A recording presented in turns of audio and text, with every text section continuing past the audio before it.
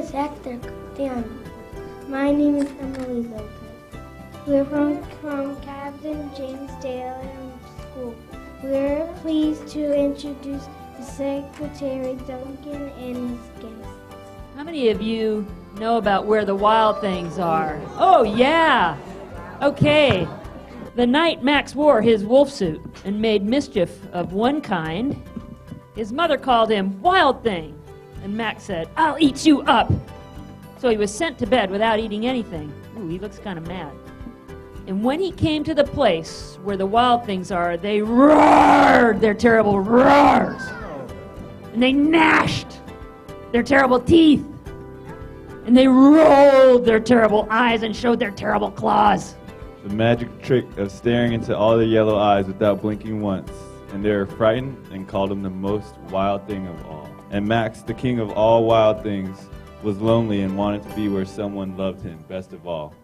Then all around, from far away across the world, he smelled good things to eat.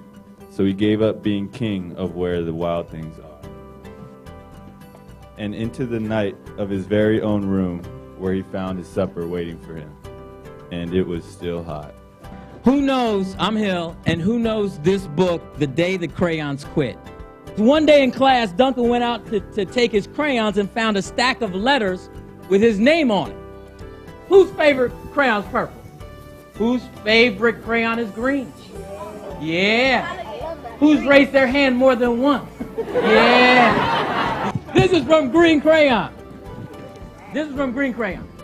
Okay. Now, Green Crayon says, for my friends, Yellow Crayon and Orange Crayon, who are no longer speaking to each other. Both crayons feel they should be the color of the sun. Please settle this soon because they're driving the rest of us crazy. Your happy friend, Green Crayon.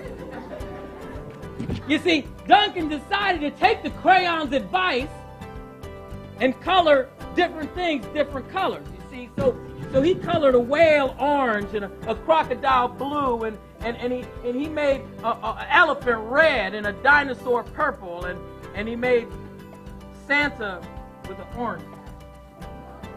Oh, my goodness.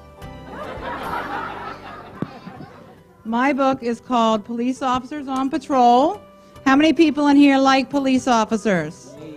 Uniform, badge, and radio. Police officers getting ready to go. I have to check that every day when I leave, make sure I have my stuff. Squad report, Sergeant Santol. People need help. Police on patrol. All right. This little boy can't find his mom. He needs help. Who will come?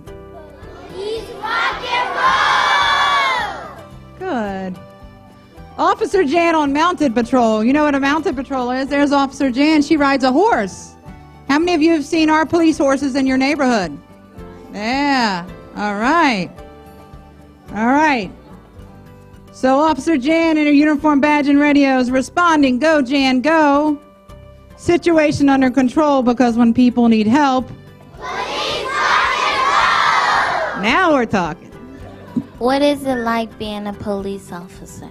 So a great question. I get up and go to work every day and do something, at least one thing, some days more than one thing, every day, that means that I get to help somebody else. And very often I get to help children. What would you use if you didn't use crayons to color? What would you use? A pencil. A pencil. But you'd use a colored pencil or just like a gray charcoal pencil?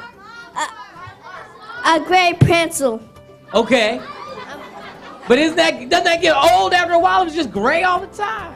No. No? Okay, well, show me some art you do before I leave and sign it for me, because clearly you're a great artist. And I'd like to have you early. I'll start collecting you now. How old were you when you started playing basketball? I was like a baby. Like the ball was, I could barely hold the ball, and I just started playing. And then my dad got me a mini basketball, and then as I got older, the basketball got bigger and the hoop got taller. Whatever you're not that great at, a lot of kids usually don't like to work on that, but it's kind of the opposite. If you work on it a lot of times your weakness can become your strength.